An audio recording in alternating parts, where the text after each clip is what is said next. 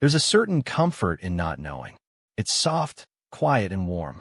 The world feels simpler when you stop asking why things happen and just let them. Most people live like that. Not because they're foolish, but because they're tired. They've learned that curiosity often hurts. Awareness complicates everything. So they choose silence over depth and numbness over truth. It's easier to breathe when you don't dig too deep. Ignorance, in its strange way, feels like peace. It's the kind of peace that demands nothing from you. No questioning, no change, no inner war. And yet, somewhere deep down, you feel that quiet unease, that whisper reminding you that comfort has a cost. But you ignore it because sometimes pretending not to see is the only way to survive. Awareness, on the other hand, feels like a curse. Once your eyes open, they never close the same way again. You begin to notice the lies in advertisements, the loneliness in crowded rooms, the hypocrisy in smiles. You see how most conversations are built to fill silence, not to share truth. The more aware you become, the more you realize how asleep the world is and how hard it is to stay awake when everyone around you dreams. You can't unsee manipulation once you've seen it. You can't laugh at jokes that mock pain once you understand their origin. Awareness burns innocence, and yet it's the same fire that forges depth. Still, society doesn't reward those who see clearly. It rewards those who can pretend they don't. We like to think progress means moving forward, faster, smarter, better. But sometimes progress is just motion without meaning. People chase productivity like a religion. They count hours, measure growth, celebrate exhaustion. But what's the point of running if you're running in circles? We've mistaken activity for purpose, efficiency for fulfillment. The world claps for those who appear busy, even if they're hollow inside. Insight slows you down. It makes you pause and question why you're even running. And in a world addicted to speed, stillness looks like failure. So the ignorant sprint ahead, collecting applause for their momentum, while the thoughtful stand at the edge, watching quietly, misunderstood. Insight gives you clarity, but it also isolates you from the rhythm everyone else calls success. That isolation is the invisible wall, the one that separates thinkers from followers. You start noticing it early. The way people grow uncomfortable when you ask real questions, the way laughter fades when conversation turns honest. Most people want validation, not reflection. They want their beliefs confirmed, not challenged. The thinker, the observer, the one who feels too deeply, becomes a stranger among friends. You begin to speak less, not because you have nothing to say, but because you know they're not really listening. The wall isn't physical, but it's real. It's built from indifference, fear, and comfort. And every time you try to climb it, someone reminds you that it's safer to stay on the simple side. So you stop trying. You learn to smile instead of speak. You learn to blend in while your thoughts live elsewhere. Ignorance, it turns out, is a form of currency. It buys you belonging. It buys you simplicity. People reward those who play along, who keep the illusion alive. The one who questions too much becomes a threat to the system's stability. You don't get promoted for seeing flaws in the structure. You get ignored. You don't become popular for being honest. You become inconvenient. So, people trade their awareness for acceptance. They give up understanding in exchange for applause. The loudest voices are often the least informed, but they speak with such certainty that no one notices the emptiness behind their words. Confidence sells better than truth. Optimism is marketed better than wisdom. And in a world that fears silence, ignorance becomes performance art. The more you pretend to know nothing, the more comfortable everyone feels around you. But here's the tragedy. The people who see, who really see, are not arrogant. They're tired. They've spent years trying to bridge the gap between understanding and belonging, between knowing and being known. They've learned that most people don't want to wake up. They want to dream deeper. The thinker's gift becomes their burden. They feel everything more sharply. Joy, sorrow, deceit, beauty. It's not that they think they're better. It's that they feel they no longer fit. And so they withdraw, not because they've given up, but because they've learned that silence is safer than shouting into the void. Society, as it stands, thrives on this trade. It celebrates ignorance because ignorance is predictable. It keeps people working, buying, scrolling, obeying. The more distracted you are, the less you resist. Insight demands stillness, and stillness threatens control. To question is to disrupt. To think is to disobey. That's why the system teaches entertainment over contemplation. The reward for ignorance isn't happiness, it's convenience. And convenience is addictive. It feels good not to care, not to feel the weight of the world pressing against your mind. But like any addiction, it comes with a silent decay. You lose yourself piece by piece, replacing depth with distraction, substance with simulation.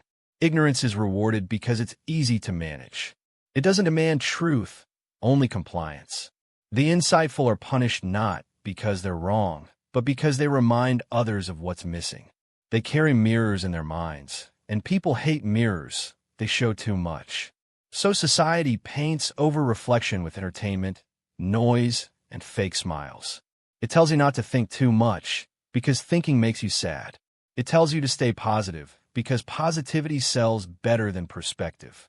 And so, generation after generation, we build systems that glorify blindness and shame awareness. We call ignorance confidence and insight overthinking. We call the blind happy and the aware broken. But maybe, just maybe, the broken ones see what the whole ones refuse to. The beautiful lie of ignorance is that it promises peace. It whispers, don't worry, don't question, just live. And for a while it works. You feel lighter, safer, easier to please. But deep inside, a quiet truth stirs. You begin to sense that peace built on illusion isn't peace at all. It's sedation. You begin to wonder what life could be if seeing didn't have to hurt. If awareness could be freedom instead of burden. But that's the paradox of the human mind. We crave truth, yet we run from it. We worship wisdom, yet reward ignorance. And until we learn to sit with discomfort, to love the sharp edges of awareness, society will keep feeding us illusions that feel like safety. Maybe that's the test of the modern soul, to stay awake in a world that sleeps beautifully, to see through the lie and still love the world enough not to hate it, to carry understanding not as a weapon, but as a light that doesn't demand others to follow, but quietly reminds them that there's more to see if they ever choose to open their eyes. Society runs on an invisible marketplace, one where validation is the currency and truth is rarely worth much. People trade approval like it's survival. Every word, every post, every gesture becomes part of this exchange. You learn early that honesty doesn't sell, that insight unsettles people, and that being agreeable earns you more than being right. It's not about what's real, it's about what feels good. And people will always pay more for comfort than for clarity. The social system thrives on this unspoken rule. Reward what keeps the peace, ignore what disrupts it. Those who challenge illusions are quietly pushed aside, while those who feed them rise higher, smiling as they climb ladders built from collective blindness. Truth doesn't trend, simplicity does. And the world rewards whoever can make complexity disappear. We've built a culture that worships entertainment more than understanding. People scroll endlessly, not to learn, but to feel alive for a second. Knowledge takes effort. Distraction gives pleasure instantly. The flood of content becomes a tranquilizer, a constant stream that keeps minds too full to think. The more noise you consume, the quieter your own thoughts become. That's the trick. Society doesn't silence you by force anymore. It silences you with abundance. There's too much to see, too much to react to, too much to care about. And in that chaos, real meaning fades. The ignorant thrive because they fit perfectly into this system. They don't pause to question it. They perform, they consume, they repeat. Meanwhile, the thoughtful hesitate, analyze, and in doing so, fall behind the rhythm of the crowd. The system calls that weakness, but maybe it's just a refusal to dance to a broken tune. Behind every platform, every feed, every screen, there are algorithms that shape what we see, and more importantly, what we think. They reward the loud, the emotional, the predictable. outrage travels faster than reflection. Simplicity beats nuance. The algorithms don't care about truth, they care about engagement. And engagement often means ignorance dressed as confidence. The system learns from our reactions, then teaches us what to react to next. Slowly, subtly, it rewires curiosity into compliance. We begin to crave the same patterns, the same comfort loops, until we mistake repetition for reality. The result is a population trained to mistake stimulation for insight and applause for intelligence. The ones who try to think deeply find themselves drowned out, not by opposition, but by sheer volume. The machine rewards ignorance because ignorance keeps it running smoothly. Humans have always had a bias for simplicity. The mind loves easy answers, even when they're wrong. Complexity threatens our sense of control, while clarity, even false clarity, feels safe. That's why certainty sells. It's why motivational slogans spread faster than philosophy. It's why people quote half-truths as wisdom. We choose the comfort of conclusion over the discomfort of thought. The ignorant sound sure of themselves, and the world listens to confidence, not accuracy. Insight requires patience, uncertainty, and humility. Three things modern society doesn't reward. In a room full of noise, the quiet thinker becomes invisible. And so, we've created a system where loud ignorance earns admiration while quiet understanding starves. It's not a failure of intelligence. It's a triumph of emotion.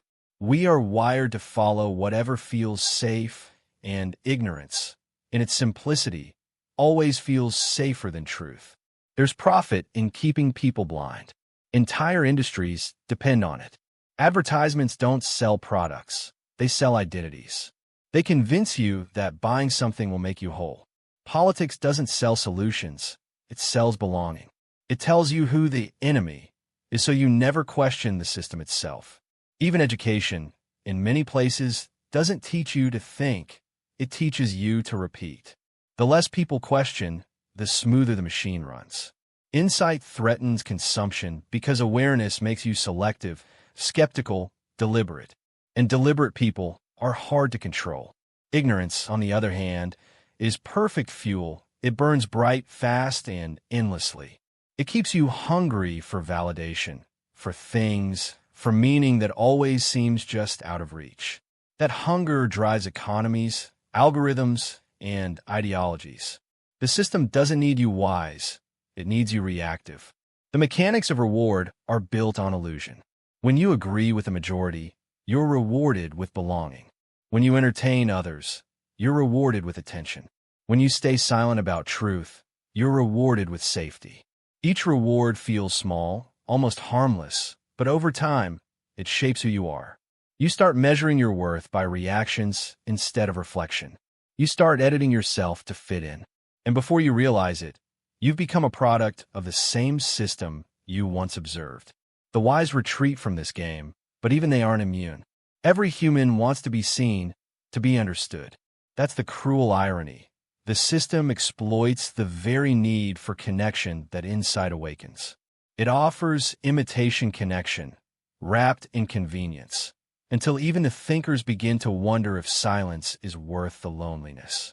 In this structure, ignorance doesn't just survive, it flourishes. It's rewarded in schools that grade memorization over imagination. It's celebrated in workplaces where appearance matters more than substance. It's amplified online, where confidence is mistaken for truth. The system doesn't conspire against insight, it simply neglects it.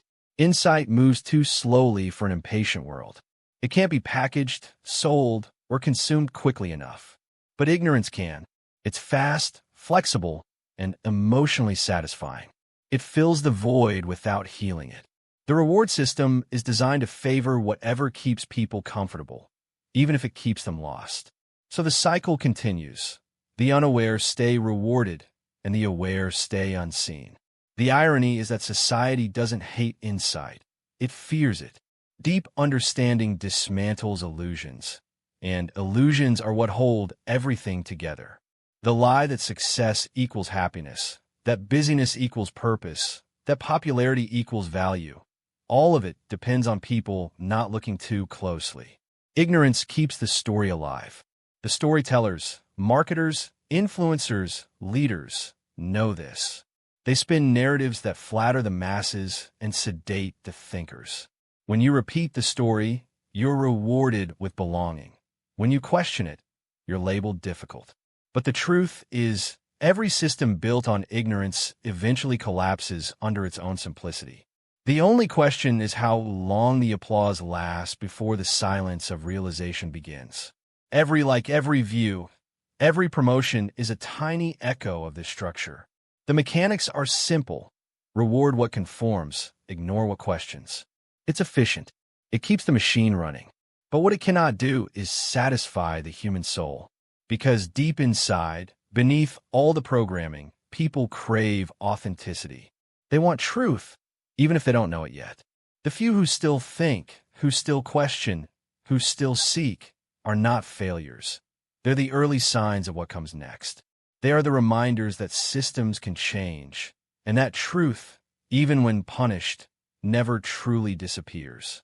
It waits, patient and unbending beneath the noise. And when the noise finally fades, the reward for insight will no longer be applause, it will be peace. There's a quiet kind of pain that comes with seeing too clearly. It's not the kind that screams or breaks you suddenly. It's the slow ache of awareness, the feeling of carrying truths that others refuse to acknowledge. Once you start noticing the cracks in things, you can't stop. You see how people wear masks not to deceive, but to survive. You see how love is often built on misunderstanding, how success is built on exhaustion, how happiness is often a performance. You start to realize that the world doesn't run on truth, it runs on comfort. And when you refuse to look away, you become the stranger in the room, the one who sees through the play but still has to clap when the curtain falls. That's what it means to bear insight. It's not enlightenment, it's endurance. Awareness changes how you experience everything. The jokes that once made you laugh now make you think. The news that once entertained you now makes you uneasy. You hear the silence between people's words.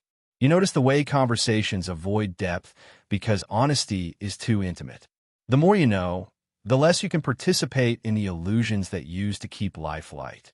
It's like standing outside a house where everyone else is dancing, music blaring, lights flashing, and you can see the cracks in the walls, the leaking roof, the fire starting in the corner.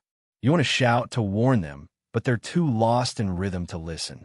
So you stay quiet, watching, torn between wanting to join the dance and knowing what it costs.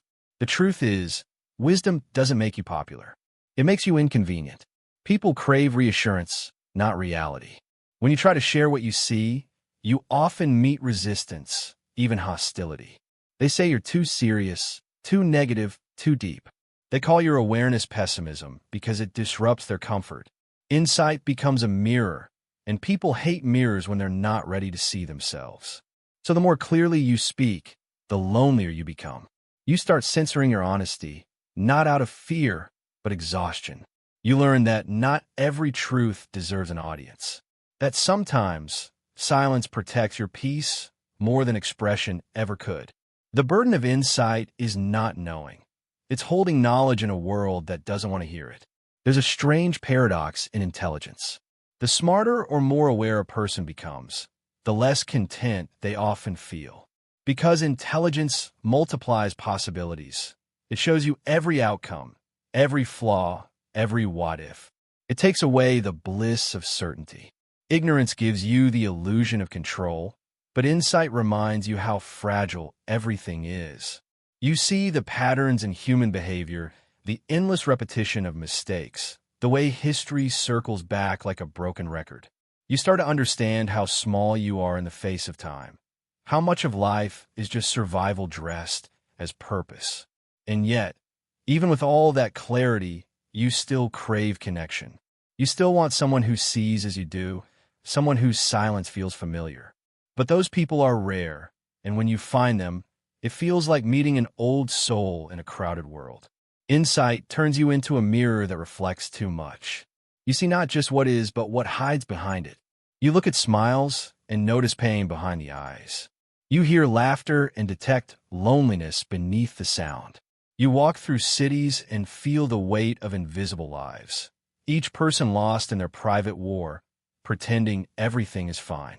The world becomes transparent, and with that transparency comes heaviness.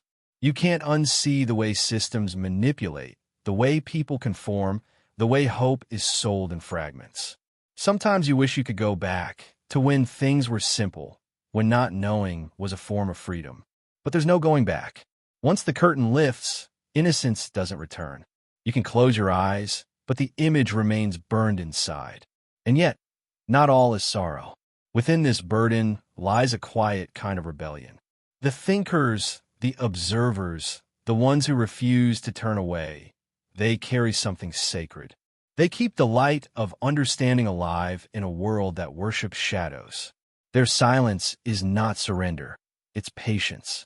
They know that shouting truth rarely changes hearts, but living it might. They learn to transform awareness into empathy, to see without judgment, to love without illusions. Their rebellion is gentle but powerful. They stay awake in a world that sleeps beautifully. They find beauty not in perfection, but in imperfection seen clearly. They find peace not in ignorance, but in acceptance of complexity. The lonely burden of insight is also a gift of perception. It gives you a deeper relationship with reality. You learn to find meaning in small things, the warmth of morning light, the sincerity in a child's laughter, the rare honesty in a stranger's eyes. You start to understand that even though truth isolates, it also connects you to something larger, something timeless. You feel the pulse of humanity running beneath all its noise, the quiet longing for something real. And in that recognition, loneliness softens.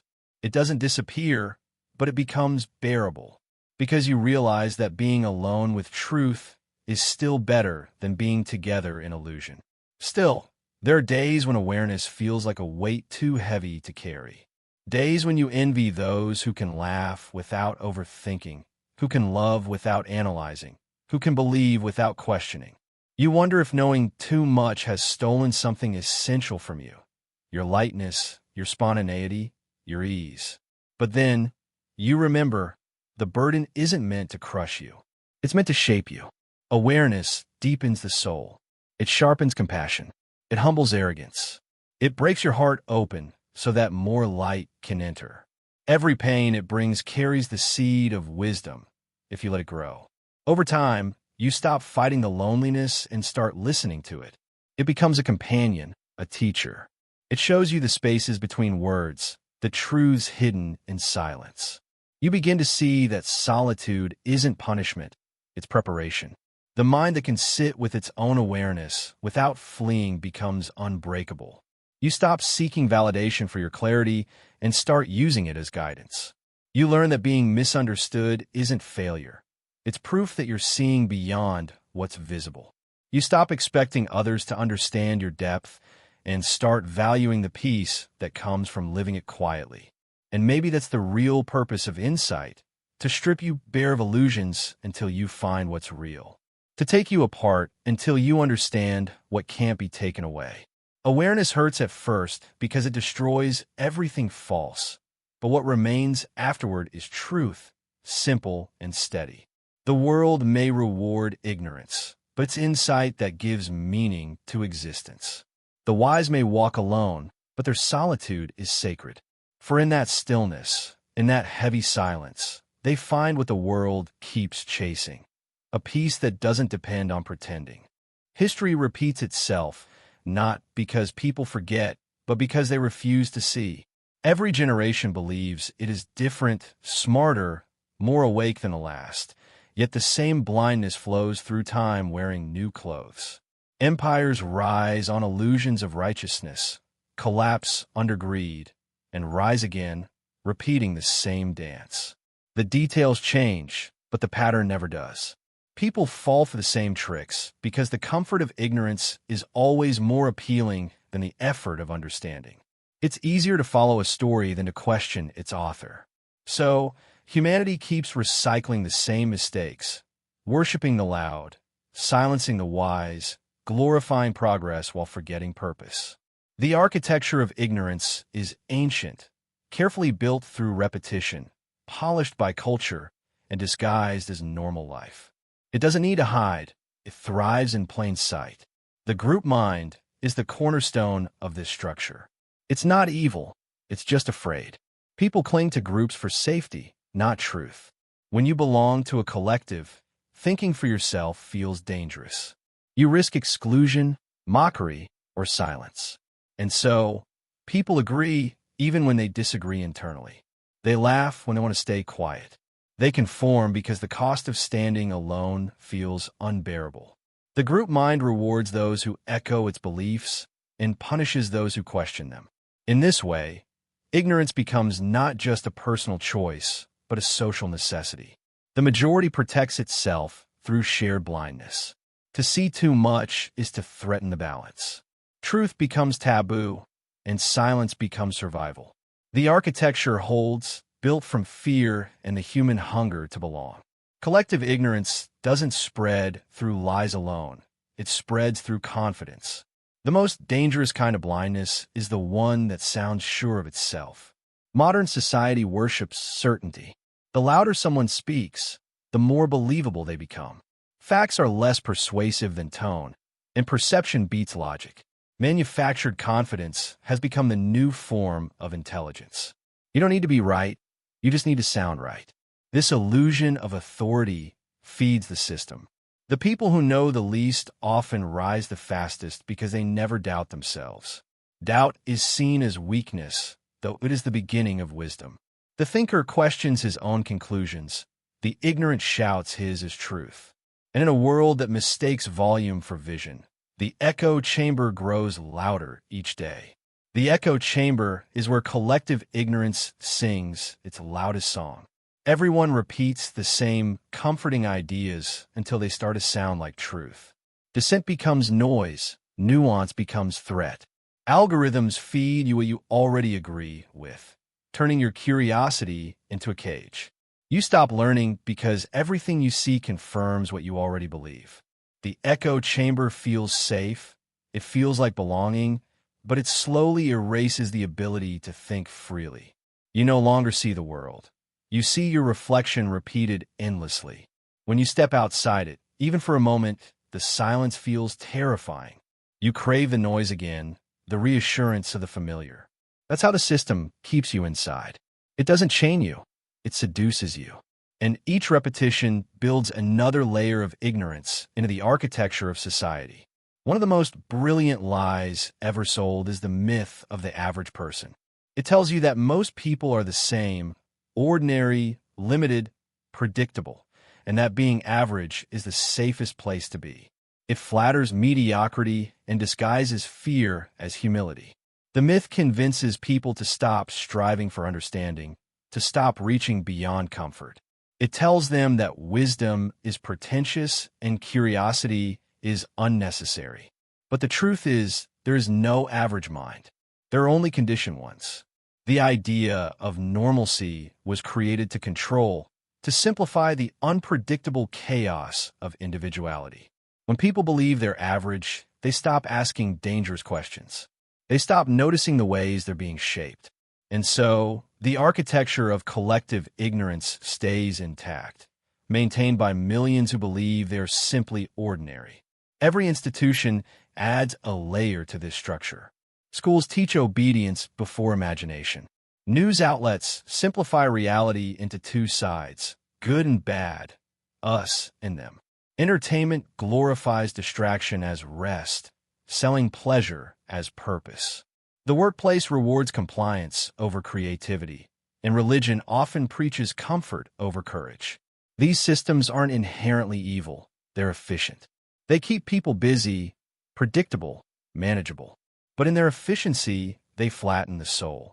They turn human beings into repeaters, echoing what they've been told until they mistake it for personal belief. It's not conspiracy, it's convenience. A society built on curiosity would be hard to control. A society built on ignorance runs smoothly, fueled by distraction and driven by false confidence. That's the hidden genius of the design. It feels natural, even moral. Fear is the mortar that holds this architecture together. The fear of being wrong, the fear of being alone, the fear of being different. People would rather live comfortably in illusion than uncomfortably in truth. Ignorance protects them from the chaos of uncertainty. When you don't question, you don't risk. When you don't risk, you don't lose. But you also don't live deeply. The collective mind trades depth for stability, truth for harmony. It teaches you that thinking too much is dangerous, that questioning too deeply is rebellion. So you learn to self-censor, to shrink your curiosity, to stay quiet even when something feels off. Over time, the silence becomes automatic. You stop needing to be told what to believe, you tell it to yourself. That's when the architecture becomes complete, when people police their own awareness. The architecture of collective ignorance isn't built overnight. It's inherited layer by layer, generation by generation. Children are taught what to think before they ever learn how to think. They inherit their parents' fears, their culture's narratives, their society's myths. By the time they grow, they're already part of the design. Most never notice the walls around them because the walls look like home. But sometimes someone sees a crack, a moment of realization, a question that won't fade. That's where awakening begins. And that's also where resistance begins. The structure doesn't crumble all at once. It falls slowly, with every honest conversation, every act of curiosity, every refusal to repeat without reflection. Still, the architecture isn't purely evil. It's also human. It exists because we are social creatures, fragile and seeking belonging. Ignorance is a defense mechanism, a shield against the unbearable complexity of existence.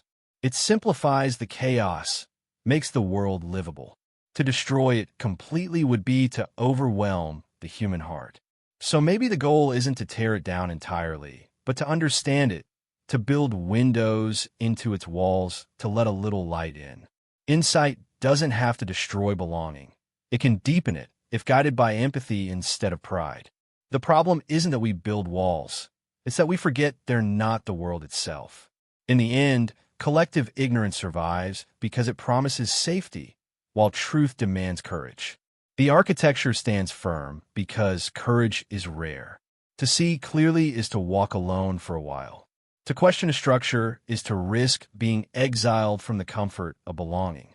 But every era has its quiet architects of awareness, the thinkers, the poets, the wanderers, who chip away at the walls with words and silence alike. They don't destroy the system. They expand it, one thought at a time. And perhaps that's how humanity evolves, not by tearing down the architecture of ignorance and rage, but by slowly rebuilding it with understanding until the walls no longer hide the light but frame it. Everyone wears a mask. Sometimes it's confidence. Sometimes it's kindness. Sometimes it's the illusion of control. From a young age, we learn that honesty often comes with punishment, while pretending earns approval. So we play along.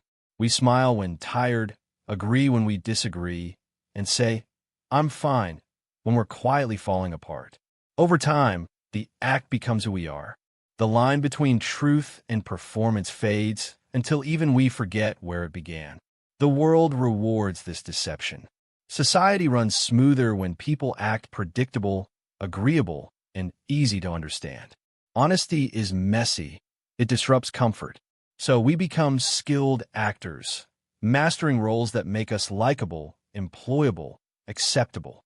Yet deep down, we feel the quiet exhaustion of pretending to be what we are not. The mind doesn't just deceive others. It deceives itself. It rewrites memories, hides regrets, and softens the edges of our flaws. It calls mistakes lessons, fears wisdom, and ego confidence. The lies feel protective, but they cost us something vital: peace.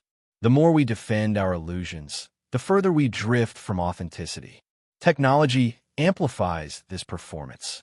On screens, life becomes theater, every smile rehearsed, every opinion polished for applause.